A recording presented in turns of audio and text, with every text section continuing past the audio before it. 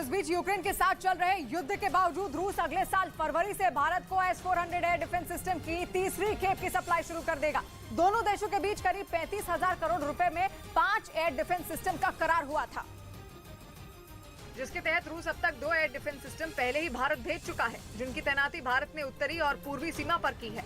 और अब रक्षा सूत्रों के मुताबिक रूस अगले साल फरवरी से इस ताकतवर हथियार की तीसरी खेप की सप्लाई शुरू कर देगा। सूत्र ये भी बताते हैं कि भारतीय वायुसेना के अधिकारियों की एक टीम रूस जाकर इसके प्रोडक्शन साइट का निरीक्षण तक कर चुकी है। इसकी ताकत का अंदाजा इसी से लगाया जा सकता है कि ये एयर डिफेंस सिस्टम दुश्मन की बैलिस्टिक क्रूज मिसाइलों और लड़ाकू विमानों को पलक झपकते ही ध्वस्त कर सकता है। इसमें लगी मिसाइलें 30 किलोमीटर की ऊंचाई और 400 किलोमीटर की दूरी तक 36 टारगेट को एक साथ भेज सकती हैं। और इधर उत्तर प्रदेश के बुलंदशहर में मुस्लिम समुदाय की शादियों में तेज आवाज में गाना बजाने और आतिशबाजी पर बैन लगा दिया गया है। बैन का यह फैसला मुस्लिम उलेमाओं की तरफ से लिया गया, जिसमें साफ कहा गया कि अगर मुस्लिम समुदाय की शादियों में नाच गाना हुआ तो निकाह नहीं पढ़ा जाएगा। गैर इस्लामी चीजों की तरफ ले जा रहे हैं। इस फैसले के पीछे उलेमाओं ने फिजूल खर्च को रोकने की दलील दी।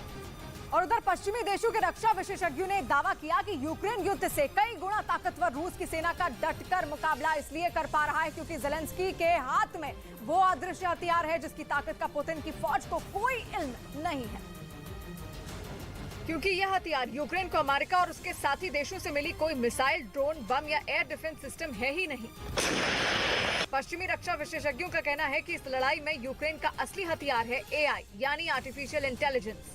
दावा किया जा रहा है कि यूक्रेन की सेना जिस समझदारी के साथ आर्टिफिशियल इंटेलिजेंस का इस्तेमाल कर रही है, उसने पुतिन के एक से बढ़कर एक हथियार को नाकू चने चबा दिए हैं। जबकि यूक्रेन की फौज रूस की सेना के आगे कहीं नहीं ठहरती और यही वजह है कि रक्षा विशेषज्ञों का ये मानना है कि उसके बावजूद अगर यूक्रेन रूस को कड़ी चुनौती दे रहा है तो उसकी वजह आर्टिफिशियल इंटेलिजेंस है। क्योंकि पश्चिमी देशों ने यूक्रेन को हथियार तो दे दिए हैं, लेकिन उनमें ज्यादातर हथियार नए नहीं हैं। वो दशकों से उन देशों की सेनाएं इस्तेमाल कर रही हैं, लेकिन दावा किया जा रहा है कि AI के इस्तेमाल ने उन पुराने हथियारों को भी धार दे दी है। यूक्रेन की सेना की हमले करने की ताकत बढ़ा दी है और ये सब मुमकिन हो पाया है अमेरिका की सॉफ्टवेयर कंपनी पैलेनिटर की वजह से, जो कि वो कंपनी है जो अमेरिका के रक्षा मंत्रालय से लेकर उसकी खुफिया एजेंसी CIA तक के साथ काम कर चुकी है। और बताया गया कि उसी पैलेनिटर कंपनी के बनाए एक एडवांस्ड सॉफ्टवेयर का इस्तेमाल कर यूक्रेन की सेना ने पुतिन के सिर में दर्द कर दिया है। पैलेनिटर का software satellite, heat sensor, drone और जासूसों के जरिए दुश्मन की सेना के बारे में इंटेलिजेंस जुटाता है।